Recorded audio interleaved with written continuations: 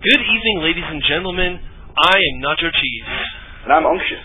And we are going to be casting the small-time tournament, Round 2. This is a small tournament, as you may have guessed from the title, that is being organized by a Reddit member by the name of Rabbitbot.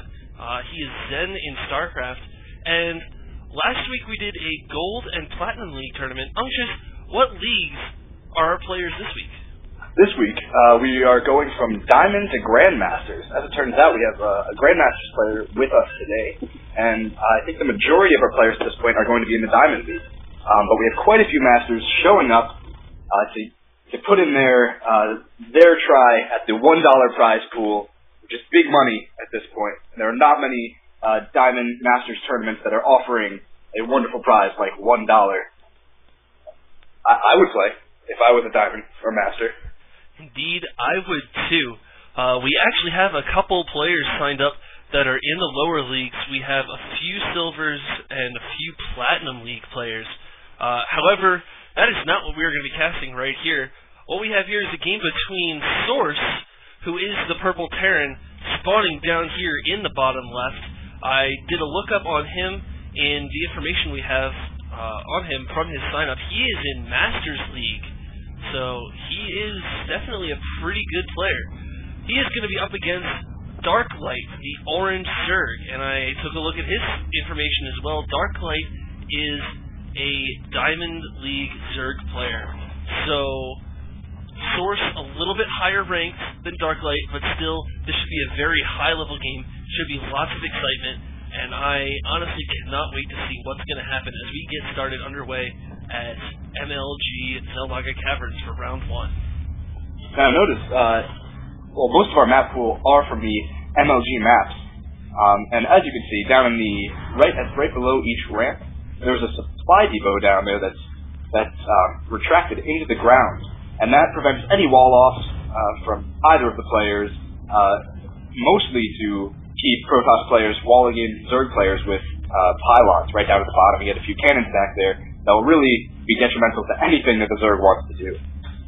From our Purple Terran, we do see a barracks going down, and just in time, this little drone will get right in there, going to try to harass that SCV. Well, we are seeing our orange Zerg just drawn up at this point, which is to be expected, because that's really the only thing that he can do at this point in the game. Well, we do see a hidden second barracks going down up here at the top of the Terran base. And his drone does not see this unless it's going to go up there and scout. No, he's going to be heading down to the mineral line and stealing this gas. That is normally very annoying for Terran and Protoss players to deal with, as the Zerg extractor is only 25 minerals, and if a Terran or Protoss player wanted to do the same thing, they'd have to be down 75 minerals. So it's normally very annoying. It does limit the tech choices available to the Terran player. However, it's going to prevent him from spotting this barracks until just now. He will go up and he will see that 2-racks. Now, that is going to be dangerous if he tries to stick with this fast expansion, as that will mean his pool is laid, and that's 300 minerals he could be spending on Zerglings to try and beat this. We'll have to see if Source can force the cancel on this hatchery, or if the hatchery will go down in time and he will be able to defend it. The barracks actually did just move to the low ground, and he's rallying his Marines straight to that Zeldaga watchtower. Now straight to the 15 hatch of the Zerg player. But given that the Zerg player has actually scouted that 2-rack, he should be able to get some spine crawlers out right in front of this and deny any bunkers that are trying to go down. We do see an SCV moving out along with these Marines, who it looks like he's still going to push forward with the bunker, which I'm not sure is the best plan at this point. I mean, he's going full on. The bunker is going down. The Zerglings are coming out, probably going to be able to take out this SCV right here. The Zerglings are pushing back the 2 Marines while the drones come forward off the mineral line to take out this SCV. I'm not sure that going forward with this 2-racks was the best plan from our Terran player, who's still trying to mount a rally Marines, and it's not doing much right now. We see more Marines pouring in. I'm wondering if Source is going to commit to this by sending another SCV down, or if he's just going to be sitting back in his base. But Darklight is trying to hold this off just using Zerglings and his Queen, not throwing down any spine crawlers. Now, his creep has spread out a lot more. I'm not sure if a bunker thrown down at the edge here would be able to hit the hatchery. So it looks like the main danger is past. That queen almost getting taken out, running away with just 16 health left.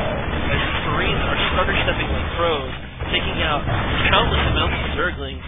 Darklight, he may not be in the worst position, but he's taking a lot of damage, not just from losing all these Zerglings, but these are larvae that he would love to be spending on drones, and there goes the queen after getting an injection on that hatchery. A spine crawler now going down, but it's on the mineral line side of this hatchery, which may not be enough to reach all the way across. We see more drones coming down to try to scare this off. Another queen coming down, but that queen is not going to be able to do anything against the kiting and micro of Source. Darklight not in a great position. Although Source, again, not bringing another SCV down, doesn't look like he'll be committing too hard to this. But he does have a sizable amount of Marines, so it may just be enough. Yeah, these Marines are going to be able to do a lot of damage. That our Zerg player was throwing down Spine Caller, but it looks like it got... So yeah, now moved forward, going to try to save off these Marines, who are now just moving back, but our Terran player is in such a good position at this point. More Marines coming in, and he does have an orbital command coming in right now. He's going to be able to move it down and take that expansion. This was not any sort of all-in. He's well prepared for going into the next game. These Marines are just going to kite around, taking care of any overlords coming out, and do his best to supply block Darklight at this point, who is really in a terrible position, not able to get up his expansion yet. Although the hatchery is down, he's not minding at all. He's only using it for the larva, and none of that larva is being used for drones, like you were saying. So if we are able to look at unit tab, it's 8 harvesters for the Zerg player against 24 SCVs and 2 mules. As the game goes on, Darklight is just getting more and more into a behind position. Now moving that orbital command has been moved out to the expansion, which means that our Terran player will probably be able to overcome anything that Darklight has to throw. And there's the GG from Darklight. Source was just able to micro his Marines around that hatchery, using it as an obstacle to keep that spine crawler from doing any damage. I don't think he got a single hit off on any Marines. And Source able to win that game pretty handily in, as you can see on the stream or on YouTube, just under 8.5 minutes. So, that was a very quick round 1 game. Don't go anywhere. We will be continuing with the second half of round 1 games, and then on to round 2, and so on until we get to the finals. We will be here all afternoon at both Small Time Tourney and my channel, Ganon11. But for now, I am Nacho Cheese. And my name is Unctious, and we will see you right when we get into our next game. Peace.